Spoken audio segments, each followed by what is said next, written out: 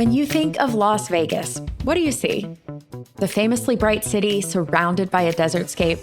A good place to say goodbye to your cash after pushing your luck a little too far. One of the hottest culinary and entertainment capitals in the US. Las Vegas is all of the above.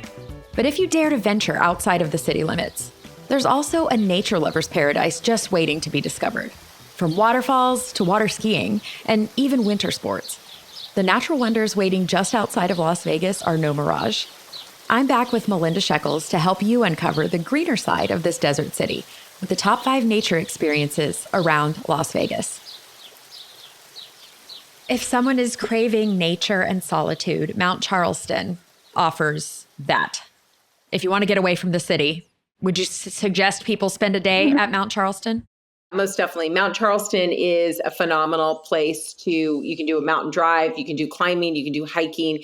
There's a lot of different trails available, and you can really get out there and experience the very best of the beauty of nature surrounding the valley, which is something that sometimes people don't think about how gorgeous the surrounding area is from Lake Mead to Mount Charleston. So this is something that you definitely want to take advantage of. And also during the winter time, Mount Charleston is obviously where we have our ski resort. So there are several weeks through the year when there is snow there and you can go skiing, and it's a very popular destination for locals. There's also some renovations going on. We did have a fire a few years ago, which affected the lodge at Mount Charleston. That is all being rebuilt.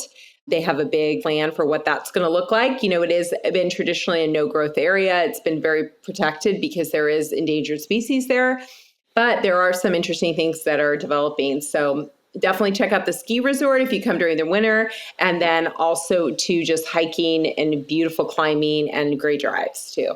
This is so true that if you go to Vegas, you do the main things and you might not realize how much great stuff is on the outside of the strip.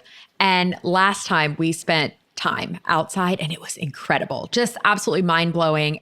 It was amazing to get out and see things like Red Rock Canyon. What can you tell us about that? And how far is it from the city? About 45 minutes from the strip. It's a great drive. You go out there, all different types of hikes for all different experience levels. Great for climbers as well. Really beautiful place during the fall and spring.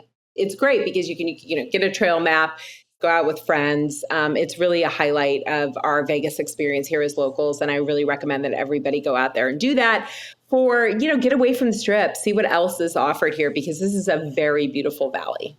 I think people think of the only water sports you can do in Vegas are the pool parties, which are super fun. I will give you that. But there's also Lake Mead, and it's only 36 minutes away. So how did this giant lake end up in the desert, and what can people do there?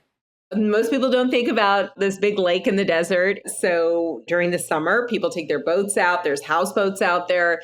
And it just provides a completely different atmosphere than what you're used to on the Strip or in Red Rock also. So, and there's water skiing out there. They have rentals out there. So it's a really great day out. And so if you're at Lake Mead, of course, you're going to experience the Hoover Dam too. Tell us about that. Yeah, so the Hoover Dam is one of the wonders of the world. It was built during the Great Depression. It was part of the Public Works Initiative to get people working. And it is an incredible historic structure. The Lake Mead Recreation Area is one of the first national recreation area in America, too. So it really is a very special place for our history as a country. There's tons of tours to go out there and see as well, or you can just drive out there yourself. The architecture is absolutely stunning. Let's say it's raining, it's monsoon season, or it's 120 degrees. There's a place where you can go, where you can feel close to nature, but there's air conditioning. Tell us about the Sphere and what you can do in there. Well, listen, there has been a lot of times that I've been in the Sphere and I've wondered where I am. I might be on the moon. It is so hyper realistic. It takes you to just different worlds. Always. It takes you to outer space. It takes you, to a U2 concert. It takes you to a jungle. It takes you on a safari. It takes you everywhere. And the Sphere is it's a marvel. It is the highest definition screens in the world.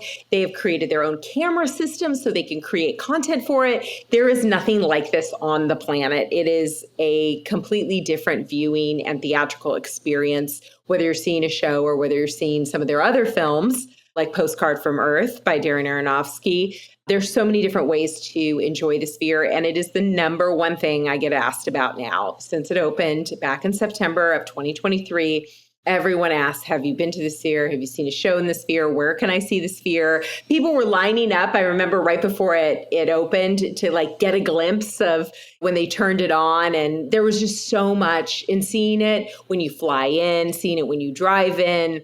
It's just become our landmark. It's become our biggest thing, you know? And so I highly recommend everybody get inside that and see it. They have robots. They have robots in the foyer that you can interact with, and they talk to you and they remember you, and all sorts of different, examples of technology that are really mind-blowing.